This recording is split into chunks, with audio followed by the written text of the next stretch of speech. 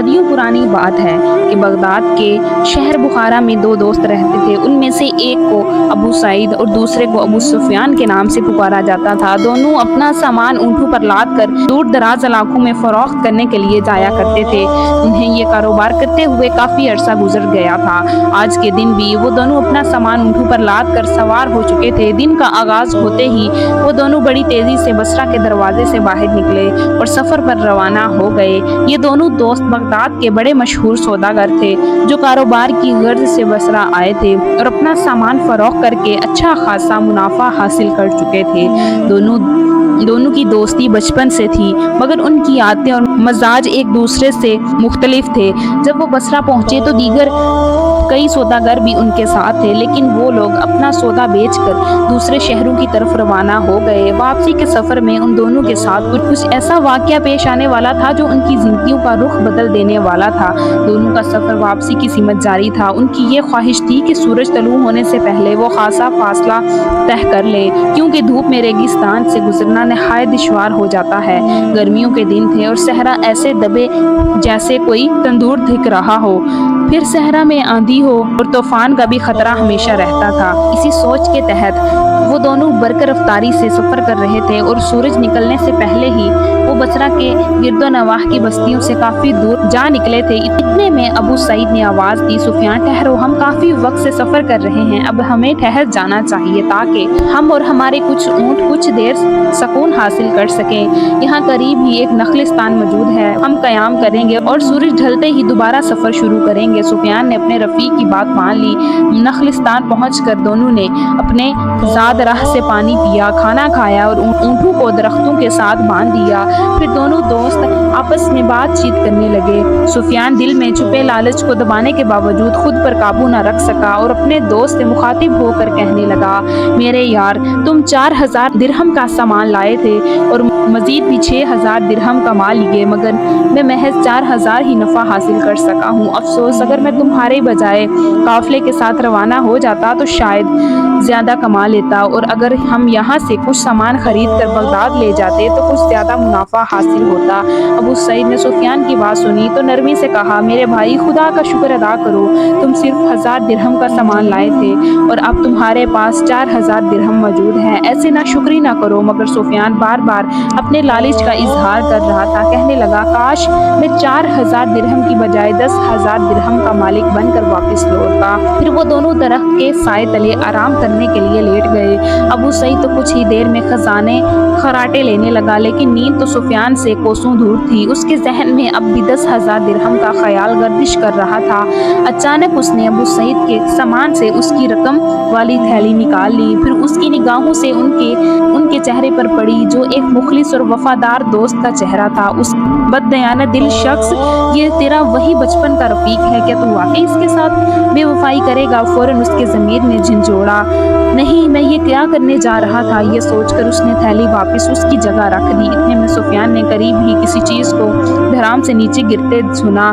اس نے نظر پھیری تو ابو سعید کے اونٹ کو تڑپتے ہوئے دیکھا۔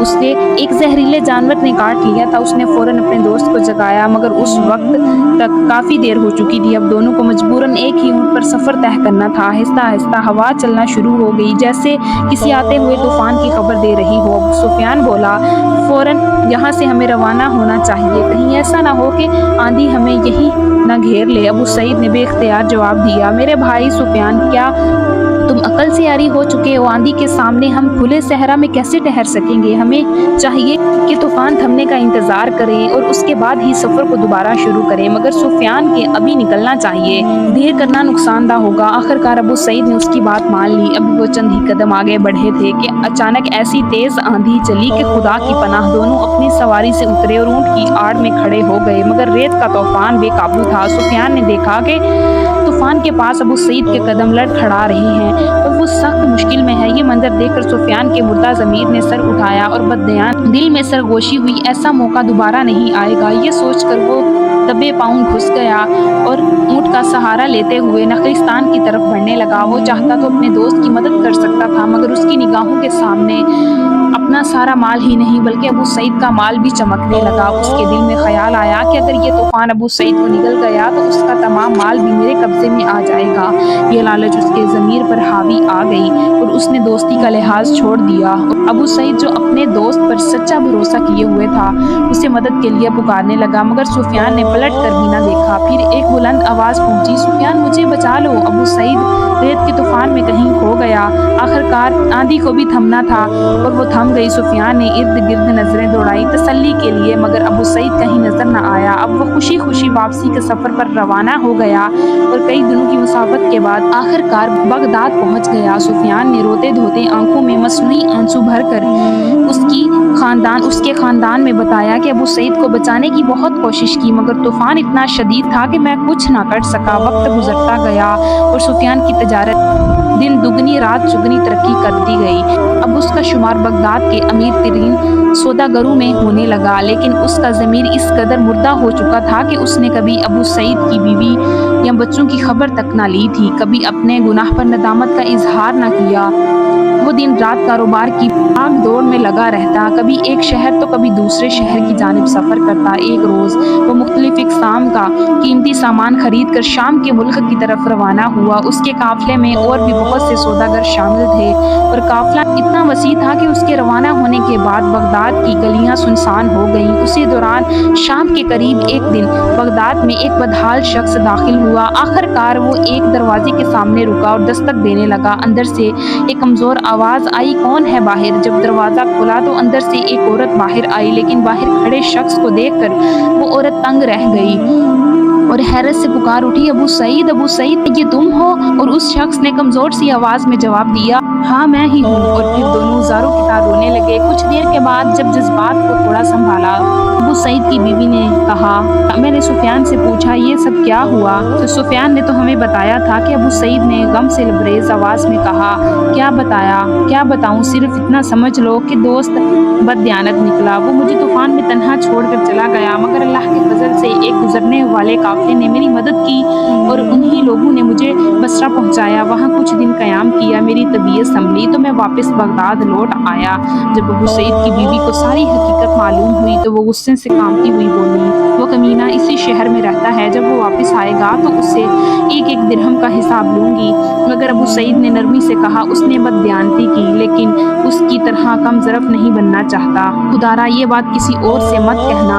मैं नहीं चाहता कि मेरा दोस्त दुनिया के सामने रुसवा हो। मुझे अपने अल्लाह की ज़ात पर यकीन है, वो ज़रूर इंसाफ करेगा। इधर सुफियान ने अपने कीमती मालो मता से बड़े बड़े काफिले के साथ सहरा अबूर कर रहा था। काफिला रेशम, जवाहरात और दीगर कीमती अशिया से लदा हुआ था। मुल्क शाम पहुंचकर सुफियान ने तजारती माल मुनाफे के साथ फरोख्त किया, मगर दिल के लालच ने उसे बास न आने दिया। उसने इरादा किया कि वापस न जाए, बल्कि मजीद सामान खरीद कर मिस्र की तरफ रवाना हो ताकि मजीद नफा कमा सके। चनाचा वो काफिले समेत मिस्र रवाना हो गया। वहाँ पहुंचकर सुफियान की शोहरत में बेपनाह इजाफा हुआ। उसका नाम बड़े ताजरों और सौदागराने मिस्र की जुबान पर आम होने लगा। अब उसने बगदाद वापसी का फैसला किया और ऐसी अशिया खरीदी जिनकी बगदाद में कमी थी। उसका सामान अब 5 की बजाय 40 ऊँटों पर लदा हुआ था, मगर उसे मालूम न था कि अब उसकी वापसी का सफर उसके भयानक अंजाम का पैगाम लेकर आ रहा है। इधर अबू सईद ने इंतकाम और नफरत को दिल में जगह न दी, बल्कि सब्र व तवक्कुल से काम लिया। उसने जो कुछ घर में था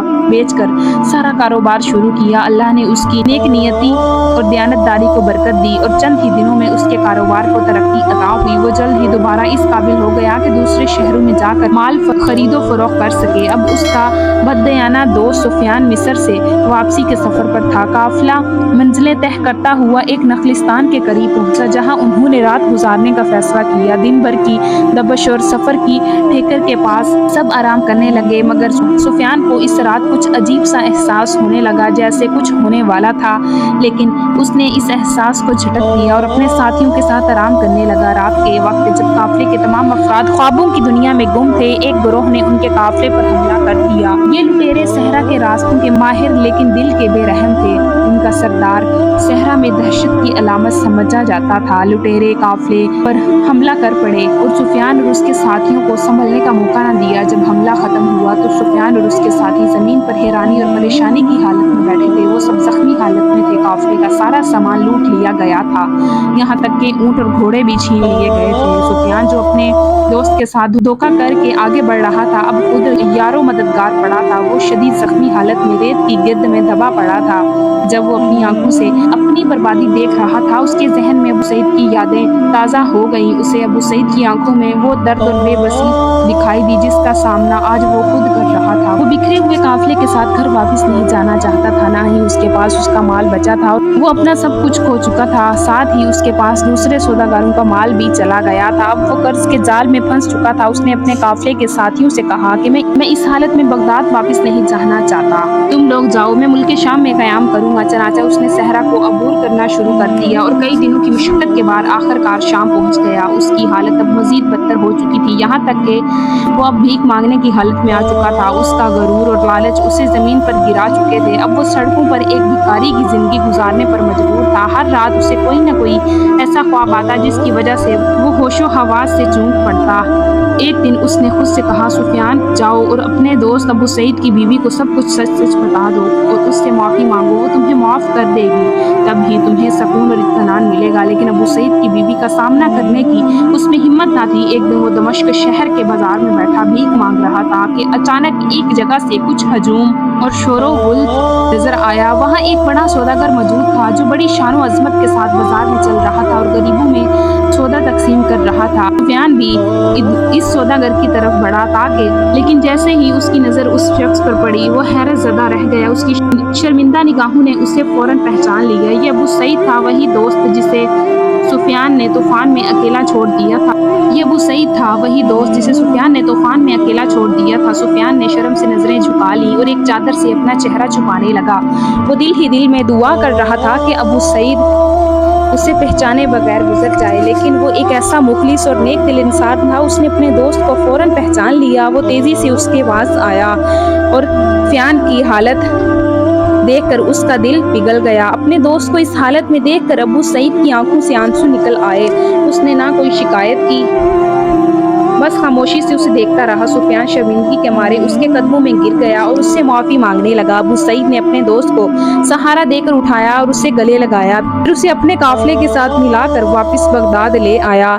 जब वो दोनों बगदाद वापस पहुंचे तो अबू सईद ने अपने दोस्त की इतनी मदद की कि ताकि वो दोबारा अपने कदमों पर खड़ा हो सके। उसने सुफियान को दिल से माफ कर दिया क्योंकि उसके दिल में खौफे खुदा था और वो समझता था कि लालच और हसद की आग में जलने वाला शख्स कभी कामयाब नहीं हो सकता। प्यारे नाज़रीन, मैं आप सबसे एक गुजारिश करती हूँ कि अपने आपस के मामलात में ईमानदारी और दयानतदारी से काम लें और हमेशा हलाल रिज़्क कमाने के लिए असबाब पैदा करें, ना कि हराम के। बेहतर है कि थोड़ा खा लें लेकिन हलाल खाएं और कभी भी अपने दोस्त या अपने अजीज या किसी को भी इस फानी दुनिया के फायदे के लिए धोखा न दें। हर हाल में लालच से दूर रहें क्योंकि लालच इंसान को बर्बाद करता है। मैं उम्मीद करती हूँ कि आपको मेरी वीडियो अच्छी लगी होगी। वीडियो अच्छी लगे तो वीडियो को लाइक कीजिए और कमेंट्स में अपनी राय का इजहार जरूर कीजिएगा। मिलते हैं नेक्स्ट वीडियो में, इजाजत दीजिए, अल्लाह हाफिज।